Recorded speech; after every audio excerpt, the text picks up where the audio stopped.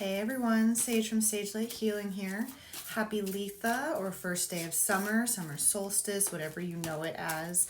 I thought today would be, fitting to do kind of a check-in, really take advantage of the energy of today and putting out good vibes, so to speak. There's been something kind of coming through, and it's not a bad thing. It feels like this kind of like something coming up and out that's just been sitting in whoever this resonates with for a long time, and I feel like you've done a lot of healing work. Yeah, we're already throwing cards. The Camel Boy, small steps, asking for help. The Rainbow Prince, compensation, perseverance. Oh, we got two here. Hold on. The Sacred Union, partnership and romance, and the Diamond Dreamer, material wealth, true prosperity.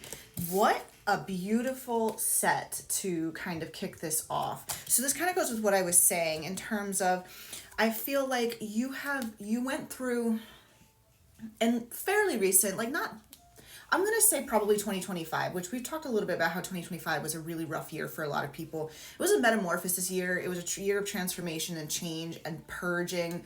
And it feels like you hit what felt like rock bottom, but it really wasn't. It was reaching the point of, I don't want to do this anymore. And you made that decision for yourself. And that's what the Camel Boy, the small steps and asking for help. You started to put the energy out there that you wanted to change something major in your life. I don't know if it was a toxic relationship or getting out of something. So toxic relationship, maybe a bad job or bad career choice for you, or maybe even putting some distance between you and family.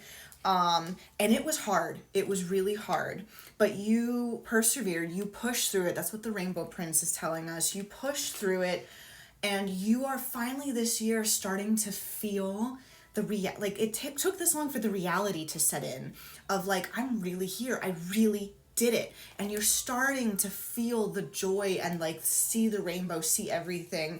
And it feels like all of a sudden everything is flowing easier for you. And it was through a lot of hard work that you've gotten here.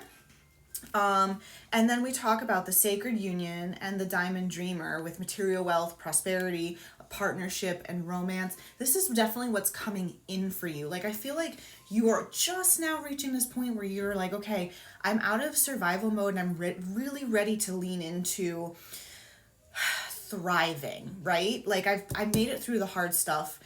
Now I'm ready to call in what's really meant for me, and it's coming. So they're telling you that, but they want to talk a little bit about, I think it's been feeling like maybe there's been a lot of reflection happening in the last couple weeks because you're coming up in sort of like the 1 year mark or somewhere along those lines. Something triggered you thinking about where you were this time last year.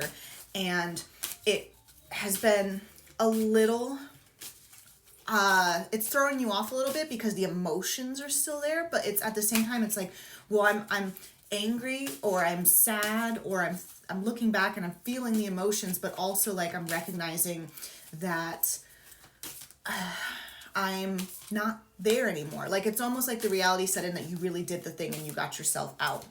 So this last little bit of purging, like if you have, whether it's the ex or thinking back to something that was wrongfully done to you at your job, whatever it is that like is randomly popping up in your head and you're getting like tense and angry about again, it's okay to let that up and out because it's just the final energy releasing, but try not to linger in it and try to remind yourself to look at the rainbows around you now. That's really the message here. And in terms of calling in, where you want to go from here, today is a fantastic day to do that, to honor the sun, the positive energy, the joy. I would, if you're somebody who's into doing like ritual work, light a candle, write down just 3 things that you are really loving in your life right now, really enjoying in your life.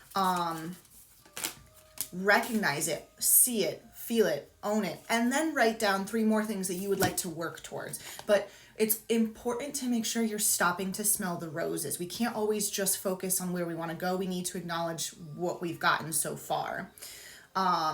Gaia's garden, fruition, abundance, reaping what you sow. So this is exactly what I was just saying, in that it's always good to have a goal and to focus on where you want to go from here. But really, like today of all days, stop and recognize how far you've come from where you were at this time last year. And it's been a long time coming. This wasn't just like a one-off last year. This feels like it was a build-up over many, many years. Last year was the deciding year. Look at everything you've brought to fruition. Look at you reaping everything you've sown. So like, again, I can't stress enough, this message that's been coming through has been like, acknowledge the emotions as they're coming in for you, but really give yourself a moment to appreciate what you've done for yourself and how far you've come before you go rushing on to the next thing. And it's not saying that you can't bring in the next thing. It's just the lady of the gift. Yep. Generosity, receiving. It's making sure you're recognizing where you've come from. This was the only one that pulled in reverse. It's the High Lady of Love and Compassion, Reverence, Kindness, and Consideration. I think this came in reverse because you've been beating yourself up a little bit.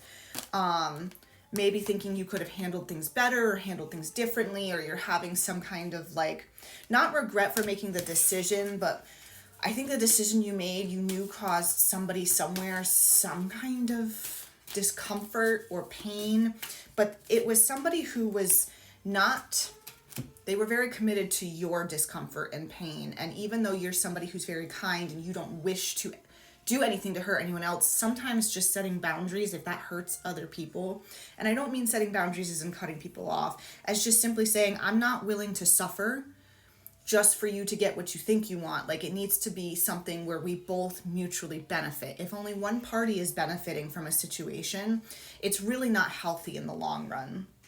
The Shadow Queen, acquiring knowledge.